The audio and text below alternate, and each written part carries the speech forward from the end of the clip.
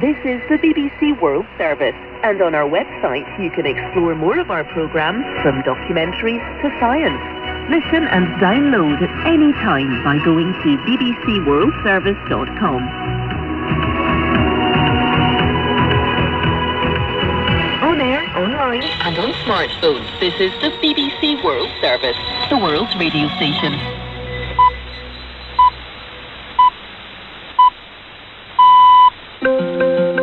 Welcome to Newshour from the BBC World Service. I'm Julian Marshall. NATO leaders have approved major increases to military forces in Eastern Europe to bolster security following the Russian invasion of Ukraine a month ago. We will have substantially more forces in the eastern part of the alliance at higher readiness. We'll hear from the front line in the east of Ukraine and from a woman who's heading back to the battered city of Mariupol a week after she escaped. If you want to know what we've been going through in Mariupol, you should go into your cellar, turn out the light, don't take any food with you or any water or anything warm to wear, turn off all the heating so that it's freezing cold. And the Ethiopian government declares an indefinite humanitarian truce, so will aid now flow freely into the northern region of Tigray. That's all coming up after the latest news. BBC News with Sue Montgomery.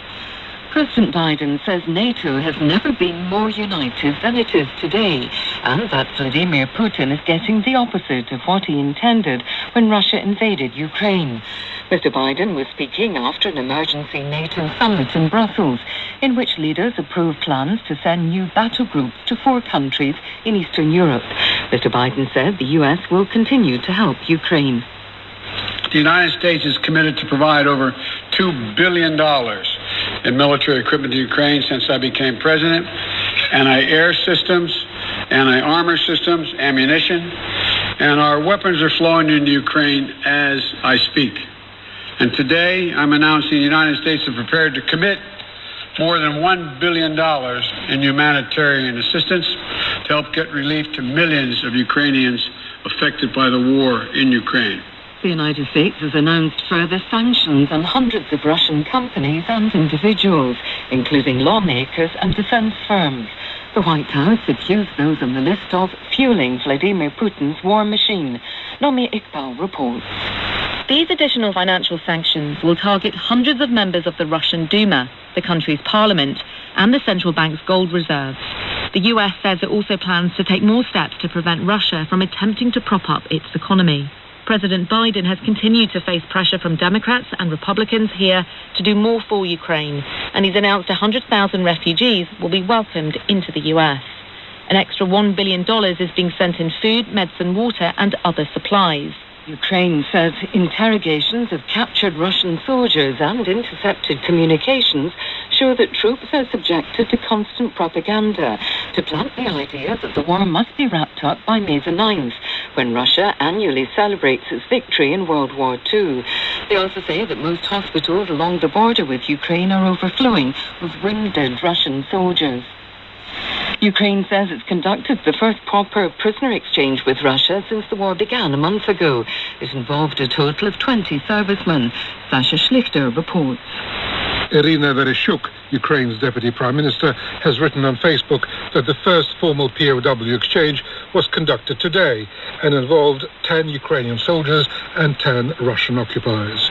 In a separate exchange, 11 Russian civilian sailors who had been rescued from a ship that sank off Odessa were swapped for 19 Ukrainian seafarers from a ship captured by the Russians while they were trying to seize Snake Island in the Black Sea on the very first day of the war. That was a huge story back then because it was feared the sailors were all dead. The ship itself, the Sapphire, is being returned to Ukraine via a port in Turkey. BBC News. A judge in Nicaragua has found the director of the main opposition newspaper La Prensa guilty of money laundering. Juan Lorenzo Olman Chamorro says the charges against him were false and fabricated by the government of President Daniel Ortega. The president was re-elected for a 4th term in November in a widely criticised vote. Dozens of opposition politicians and activists were arrested in the month before the poll. A High Court judge in London ruling on a custody case has found that the billionaire ruler of Dubai abused his former wife to an exorbitant degree. Tim Muffet has more details. Sheikh Mohammed's sixth wife, Princess Haya bint Al Hussein, fled the United Arab Emirates 3 years ago. The 47-year-old arrived in the UK claiming to be in fear of her life after discovering that Sheikh Mohammed had previously abducted 2 of his other daughters and forced them back to Dubai against their will. Princess Haya applied for her 2 children to be made wards of court, giving them special protection. Today, a judge ruled that Sheikh Mohammed had conducted a sustained campaign of fear and intimidation against Princess Haya. Ethiopia has declared an indefinite humanitarian truce, which it says will ensure the free flow of aid to the north of the country. Tigrayan insurgents have not responded to the announcement. The UN says 90% of the population in Tigray is in dire need of humanitarian assistance. Turkey has urged the warring sides in Libya to refrain from taking steps that may worsen the conflict between 2 rival governments in the east and west of the country. Turkey's National Security Council called on all parties to follow democratic process. Libya's political crisis has deepened since the collapse of a scheduled election in December, with armed forces from both sides mobilizing around the capital, Tripoli. BBC News.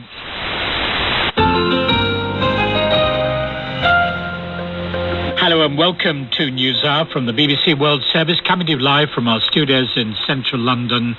I'm Julian Marshall. In the months since President Putin's invasion of Ukraine, Russian forces have laid waste to towns and cities across the country.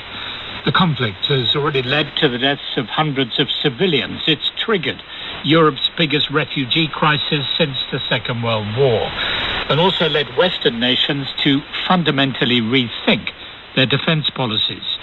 28 European countries, along with the United States and Canada, make up the military alliance known as the North Atlantic Treaty Organization, or NATO, and today their leaders met in Brussels to bolster defences on the alliance's eastern borders. Ahead of the summit, Ukraine's President Volodymyr Zelensky again appealed for offensive weapons to save his shattered country. Ви маєте тисячі бойових літаків, але You have thousands of fighter jets, but we haven't been given any yet. We asked for tanks so that we can unblock our cities that are now dying. Mariupol, Berdyansk, Melitopol, others. Cities where Russia is keeping hundreds of thousands of people hostage and artificially creating famine. No water, no food, nothing. You have at least 20,000 tanks. Ukraine asked for 1% of all your tanks to be given or sold to us. But we do not have a clear answer yet. The worst thing during the war is not having clear answers to requests for help.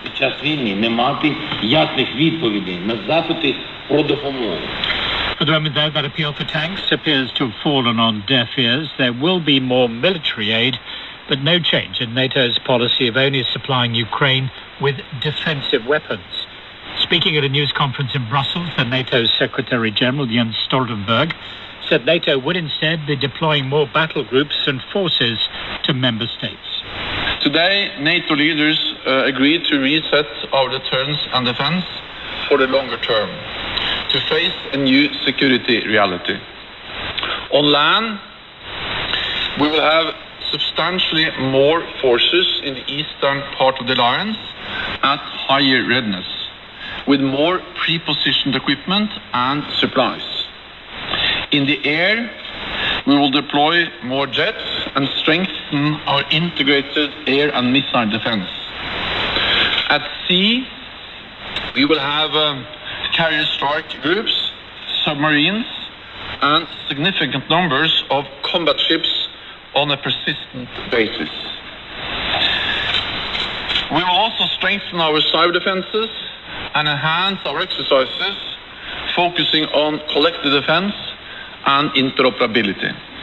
We'll get reaction from Kiev to that NATO announcement shortly, but first to the battle in one of the first cities to feel the full force of the invasion, Kharkiv, in the country's east, just 40 kilometers from the Russian border.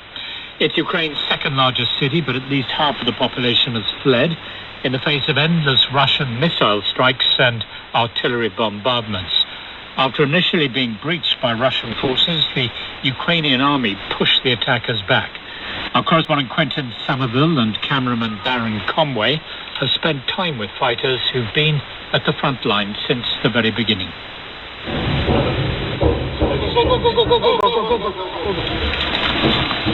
So this area has been getting shelled since about 7 a.m. It's now almost noon. The reason we've been told to come into the shelter so quickly is because there's a Russian drone overhead. How big a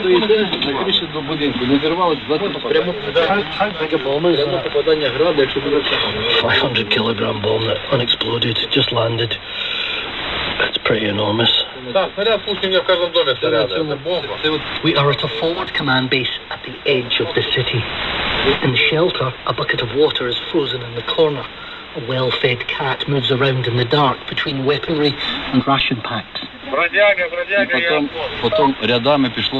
the steel reinforced door, I meet Colonel Vitali, National Guard reservist and combat veteran.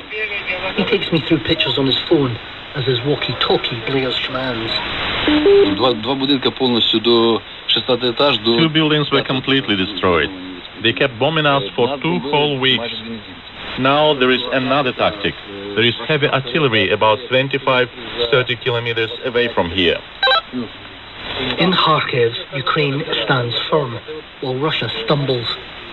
Soldiers say again and again they have their families at their backs. They are defending their homeland. But for Colonel Vitali, even more is at stake. His son is by his side in this war. The day before yesterday, my son became a captain. Congratulations. How old is your son? 26. It's very hard for me being here with him. He joined me on the 3rd day of the war, on his own. It's hard. It would be better without him here.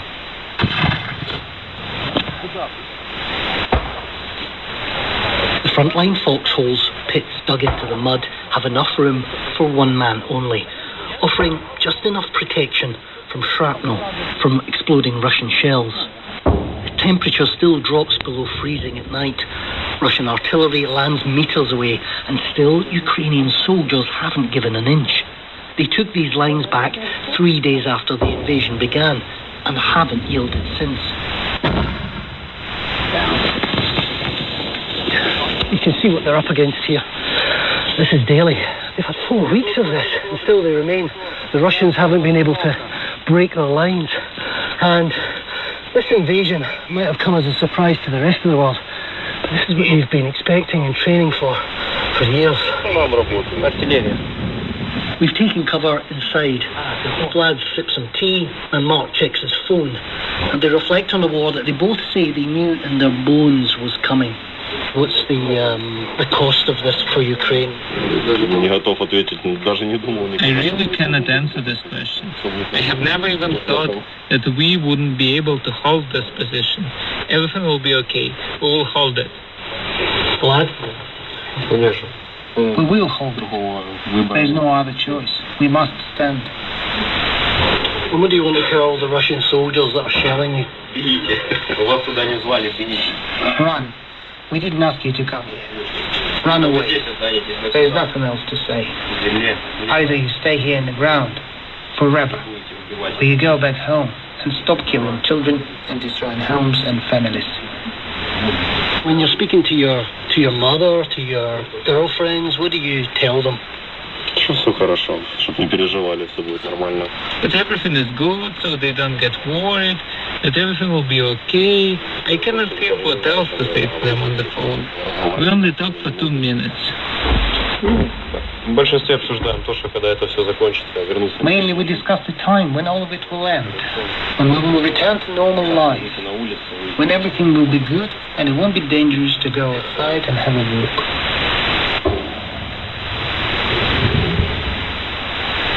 The world didn't expect that Colonel Vitali, Private Mark and Private Vlad would still be here, still keeping Ukraine free, a month on from Russia's stalled invasion. Ukraine's second city, Kharkiv, hasn't fallen, and neither has its first, Kyiv. And theirs isn't the full story either, because here and in battlefronts across Ukraine, their comrades aren't just defending, they're attacking, and in some cases, snatching back a village here, a town there. Russia isn't done yet, but neither is Ukraine. Quentin Somerville reporting from the eastern Ukrainian city of Kharkiv. And more now on NATO's decision to deploy thousands more troops in member states in Eastern Europe. Markian Lubkivsky is an advisor to Ukraine's defense minister. I asked him if he was disappointed with the outcome of the NATO summit. No, we still have to fight. This is our main task, I would say. You know that an air raid has been announced in Kiev almost 10 times today. So our main task is to protect Ukraine with all means we have. We cannot be disappointed. And we are in a fight for our motherland. That's why we're really looking forward to get more support from other partners, from other colleagues. But now our main task is protect other people, to rescue them, and I think that we should be focused on that. I mean, the reason I asked you that question was that ahead of the summit, President Zelensky was saying, NATO, why can't you supply us with tanks and fighter planes? Absolutely. So President Zelensky today addressed to NATO and to G7 meeting. And the main point of his speech was that Russia destroyed global security system, and nobody can be safe right now. So that was the main issue. I just heard some comments of the ambassador of Russia to Bosnia, and he's threatening to everybody, to Croatia, to all the countries in the region. So that's why our main message, that this is not the war of Russia against Ukraine. This is the war of Russia against whole civilization. So, therefore, you can understand why NATO has decided to reinforce its defensive positions in Eastern Europe. Some of those countries are on the border with Ukraine. Exactly. So I don't want to make any forecasts. And again, we are ready to protect ourselves and Europe from this invasion, from aggression from the Russian side. But everybody should be ready right now, including Poland, Lithuania, Latvia, Estonia, former Soviet republics, because the intention of Putin is to, after finishing with Ukraine, to go there. That is if President Putin finishes with Ukraine. What are your chances at the moment, do you think, of defeating Russian forces in Ukraine? Look, I'm optimistic and in that regard. So I think that we will fight till the last soldier will die. At this stage, Russia lost a tremendous number of their soldiers. It's almost around 16,000. So we will fight till the end. So that's why I really think that there is no chance for Russia to take Ukraine in an easy way. But everybody in the region should be ready. So you think it possible to defeat Russian troops, or will you simply fight them to a standstill so that there will be a frozen conflict in Ukraine? So this is the intention, exactly what you said, of Russia. So they have created already such frozen conflicts in different parts of former Soviet Union, including Azerbaijan, Moldova, Georgia. So for us, we want to finish this job in a fast way, because we understand that we don't have time, and we want to make this conflict frozen. That was Markian Lubkivsky, advisor to Ukraine's defense minister, speaking to me from the Ukrainian capital, Kiev. You're listening to the BBC World Service. I'm Julian Marshall, and this is Newshour.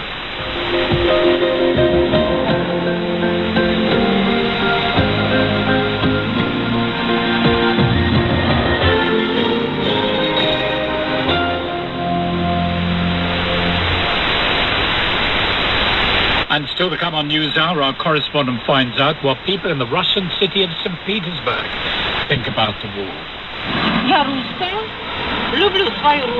Outside the world-famous Hermitage Museum, Nadezhda tells me, I love my motherland and I trust my president. And if you think that the West can frighten us by withholding goods, you're wrong. Russians aren't scared of cold or hunger.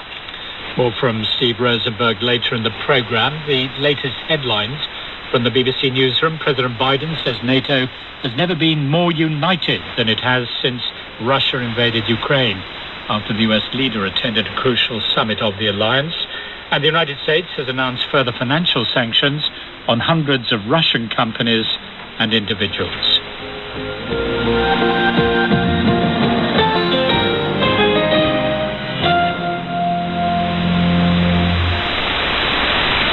This is Julian Marshall with Newshour live from the BBC in London. The United States is to accept 100,000 Ukrainian refugees and provide an extra $1 billion of humanitarian aid to those impacted by the conflict.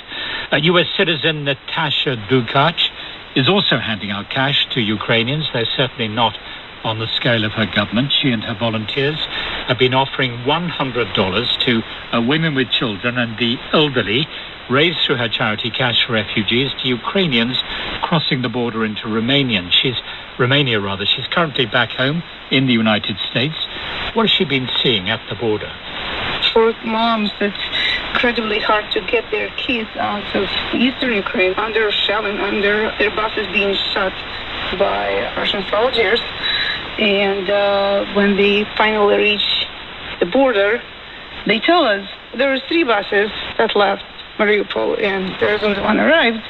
Those kind of stories. Yeah. And these refugees look in a very bad shape, do they? Those people were not eating for several days and they're extremely frightened, scared, tight, can't talk. So, yeah.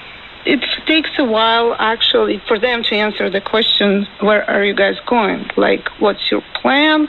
Or do you need anything? Do you want a tea? Do you want to sit down?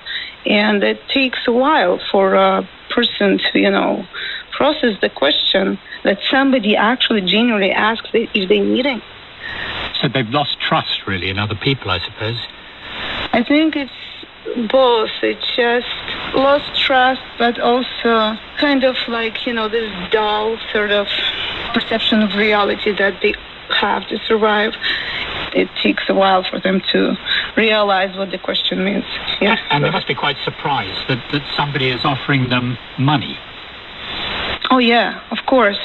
Like 99% of women are so ashamed to take this money, especially in front of their children. So they just, no, we don't need anything. Then, like, you explain how much money do you have on you. She's like 1,000 hryvnias, and it's like $32.